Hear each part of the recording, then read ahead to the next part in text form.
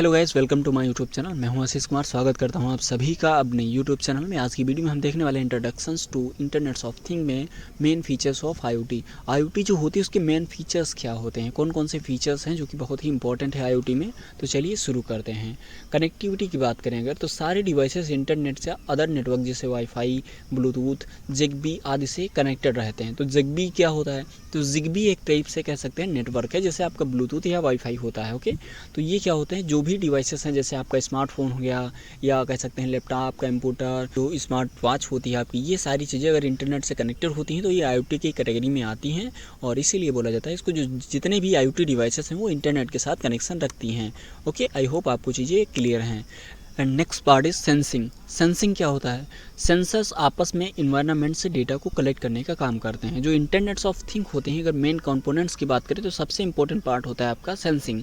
Sensing क्या करता है? जितने भी सेंसर्स होते हैं, जैसे टेम्परेचर का सेंसर मेजरमेंट करना है, या हाइट का मेज़रमेंट करना है, या डेप्थ का मेज़रमेंट करना है, या लिक्विड का जो डेंसिटी है उसको मेज़रमेंट करना है, तो जितने भी इसमें सेंसर्स होते हैं उन सारे सेंसर से डेटा को कलेक्ट किया जाता है और उसके बाद सर्वर पे सेंड करके उसको प्रोसेस करके एक रिजल्ट निकाला जाता है, जिसके बेसिस पे आगे की जो प्रोसेस होती है उसको किया जाता है। तो अगर सेंसर्स नहीं होंगे तो डेटा को कोई कलेक्ट नहीं कर पाएगा, इसीलिए सेंसर जो है बहुत ही इंपॉर्टेंट पार्ट होता है मेन फीचर्स में अगर बात करें आईओटी के।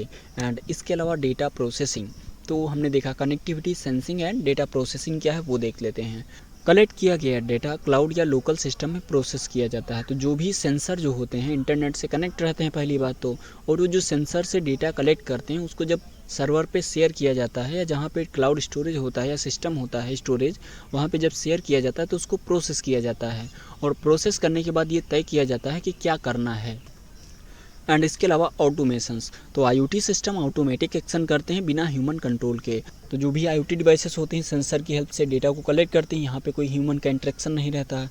और उसके बाद इंटरनेट से कनेक्ट रहते हैं तो यहाँ पर भी कोई ह्यूमन का इंटरेक्शन नहीं रहता है। और डेटा को क्लाउड पे स्टोरेज में जो होता है वहाँ पे प्रोसेस किया जाता है, तो यहाँ पर भी कोई ह्यूमन नहीं रहता है, या ह्यूमन का जो काम रहता है प्रोसेस करने में कोई नहीं रहता है।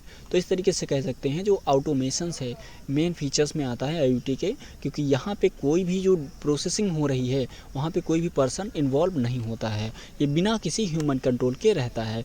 एंड इसके अलावा इंटीग्रेशन, तो इंटीग्रेशन क्या है? हार्डवेयर, सॉफ्टवेयर और कम्युनिकेशन सिस्टम एक साथ मिलकर आईओटी सिस्टम जो होता है उसको बनाने का काम करते हैं।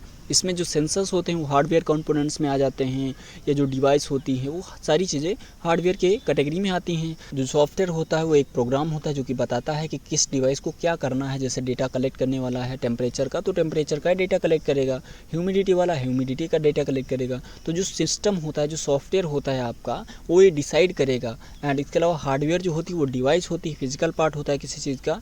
एंड इसके अलावा जो सॉफ्टवेयर होता है इसको बोला जाता है set of programs. Okay, and इसके अलावा कम्युनिकेशन सिस्टम मतलब नेटवर्क वगैरह, ये सारी चीज़ें आपस में जब कनेक्टेड होती हैं तब जाके एक इंटीग्रेशन बनता है, या एक कह सकते हैं कनेक्शन बनता है आपस में चीज़ों का। और ये सारी चीज़ें मिलकर एक कंपोनेंट्स कह सकते हैं जो होते हैं, वो मिलकर एक आईओटी डिवाइस जो होती है उसका निर्माण करते हैं या मैन्युफैक्चरिंग करते हैं। तो उसकी हेल्प से जो डेटा है प्रोसेस किया जाता है और आपको एक रिजल्ट जो होता है मिलता है। तो आई होप आपको चीज़ें क्लियर हैं कि मेन कंपोनेंट्स क्या होते हैं, मेन फीचर्स जो होते हैं इंट्रोडक्शंस ऑफ आईओटी के क्या हैं।